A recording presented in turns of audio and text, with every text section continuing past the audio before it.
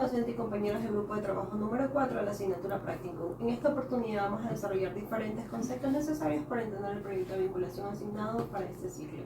Así tenemos definición de los derechos de los niños, niñas y adolescentes. De acuerdo con las investigaciones realizadas, podemos mencionar que son aquellos derechos que poseen los niños y adolescentes, todo y cada uno de los derechos de la infancia, y estos tienen las características que son inalienables e irrenunciables, por lo que ninguna persona puede vulnerarlos o desconocerlos en ninguna circunstancia. Varios documentos consagran los derechos de la infancia a nivel internacional. Entre ellos tenemos la Declaración de los Derechos del Niño y la Convención sobre los Derechos del Niño. Es necesario mencionar que estos documentos reconocen a los niños como sujetos de derecho, pero convierten a los estados y a los adultos en titulares de la obligación de respetarlos y hacerlos respetar.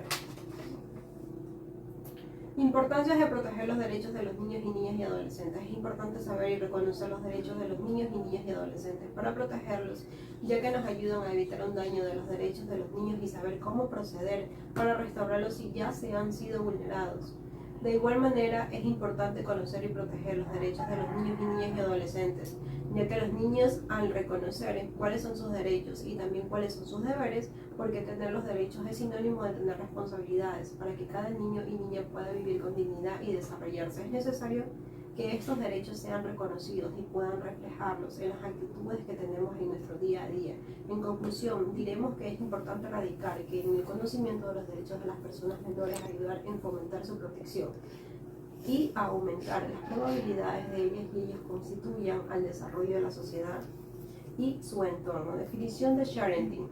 Parte medular de este proyecto es poder definir al sharenting y podernos mencionar que en el término sharenting refiere a la sobreexposición o divulgación inadecuada de imágenes e información de los hijos e hijas en redes sociales y distintas plataformas digitales. En este sentido es importante mencionar que siendo los padres los principales responsables de esta conducta y sobreexposición de la vida privada de sus hijos. Saludos, estimadas compañeros, compañeras, amigos y amigas quienes estén viendo este video. Les hablaré acerca del derecho a la intimidad. Dentro del concepto de intimidad, que en el contexto de los menores de edad, la intimidad se refiere al derecho de toda persona a mantener ciertos aspectos de su vida personal y privada fuera del alcance de los terceros, protegiendo información personal y decisiones privadas. En el caso de los menores de edad, la intimidad requiere una dimensión especial, pues involucra el derecho de su identidad y la creación de límites personales que les permiten distinguir entre el ámbito público y en el ámbito privado. Le daré un poco de contextualización en base a esto que acabo de dar lectura. El derecho a la intimidad para los menores se aborda en diversas normativas, tanto las nacionales como las internacionales. ¿Cuáles son estas normativas que protegen el derecho a la intimidad? Es el COIC, el Código de la Niñez y Adolescencia y la Constitución de la República del Ecuador. Existen otras más normativas nacionales e internacionales que protegen este derecho. Promueve el desarrollo de una identidad personal. La privacidad permite a los niños, niñas, adolescentes explorar su personalidad, intereses y emociones sin sentirse expuestos o juzgados, lo que es crucial para la construcción de una autonomía, perdón, sí, segura. Dentro de este otro tema tenemos que protege su bienestar emocional. La exposición excesiva o no consentida de los menores puede causar ansiedad, vergüenza o incluso ser objeto de bullying, que eso es lo que se trata de evitar. En tercer punto, tenemos que fortalece la seguridad y su protección contra el abuso. La intimidad protege a los menores de prácticas invasivas y potencialmente dañinas, como lo que es la explotación de su imagen sin su consentimiento. Este derecho limita a terceros, incluyendo a los padres, de actuar sobre información personal del menor sin su consentimiento o consentimiento conforme a su edad y nivel de madurez. En el siguiente tema tenemos aquellos ejemplos de situaciones donde se vulnera el derecho a la intimidad. Existen muchas situaciones cotidianas y tecnológicas que pueden vulnerar el derecho a intimidad de los menores y adolescentes. En esto tenemos acerca del parenting, Nos dice que esta sobreexposición en redes sociales. Muchos padres comparten fotos o videos e información de sus hijos en redes sociales sin considerar los efectos a largo plazo, lo cual puede ponerlos en riesgo como robo de identidad, acoso y bullying. Otro tema sería el uso comercial de la imagen o información del menor sin su autorización.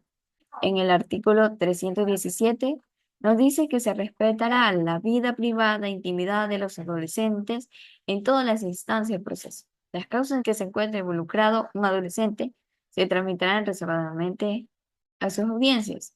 Solo podrán concurrir además de los funcionarios judiciales que disponga el juez, el fiscal, los adolescentes infractores, los defensores, el adolescente, sus representantes legales y un familiar o una persona de confianza si así lo habría de solicitar el adolescente. Las demás personas que deban intervenir como testigos o peritos permanecerán en la audiencia el tiempo estrictamente necesario para rendir sus testimonios e informes y responder a los interrogantes de sus partes. También menciona lo siguiente, que se prohíbe cualquier forma de difusión de informaciones que posibiliten la identidad del adolescente o sus familiares.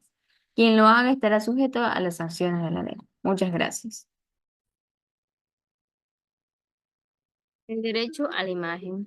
El derecho a la imagen de los menores de edad es un concepto relevante dentro de la protección de datos personales. Este derecho implica que los niños, niñas y adolescentes tengan el control sobre la difusión de su imagen y uso de las mismas, incluyendo la protección de su privacidad y dignidad, así como lo determina la Constitución de la República del Ecuador, en su artículo 66, numeral 19, donde determina el derecho a la protección de datos de carácter personal. La difusión de estas imágenes trae consigo consecuencias emocionales y psicológicas a largo plazo. Si el menor es acosado o se siente avergonzado por la exposición pública de su imagen, puede sufrir daños de autoestima, ansiedad o depresión. La publicación de estas imágenes puede violar su derecho a la privacidad. Una vez que esta imagen es compartida en Internet, es muy difícil poderla controlar, peor aún eliminarla. Su contenido puede ser usado para la explotación sexual, el acoso en línea, puede ser capturado y distribuido en redes de pedofilia. Nosotros inconscientemente estamos dando la localización de nuestros hijos, corriendo el riesgo de secuestro, robo de identidad o extorsión.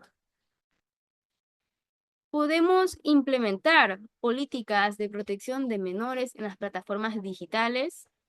Podemos aplicar controles de privacidad estrictos en las redes sociales. Es esencial que nosotros como padres seamos conscientes de estos riesgos que implican las redes sociales y tomar en cuenta, debemos tener un control estricto de las imágenes que compartimos, priorizando siempre la seguridad y el interés superior del niño.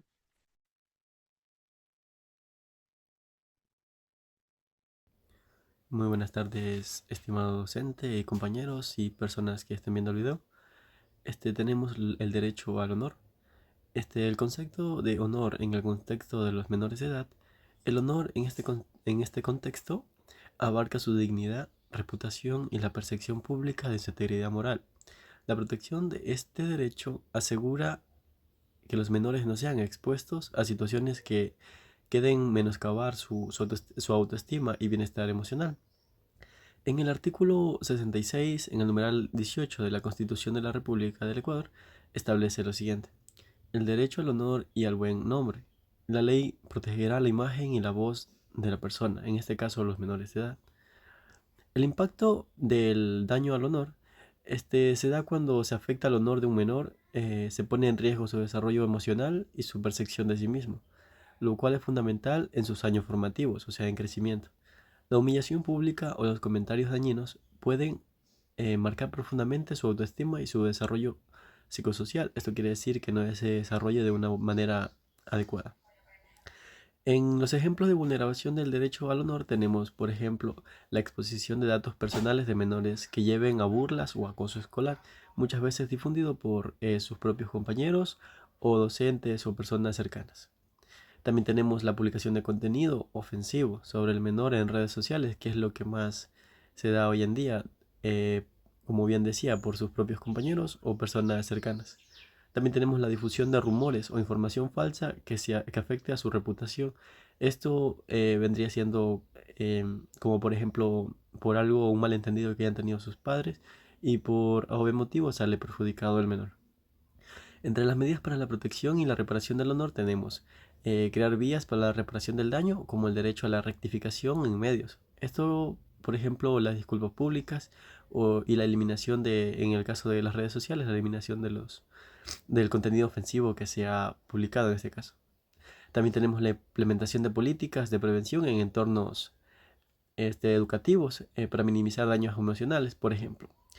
Muchas veces tenemos las charlas comunitarias, charlas de los profesores, policía e incluso psicólogos que van a las unidades educativas, pueblos o incluso en barrios. Muchas gracias.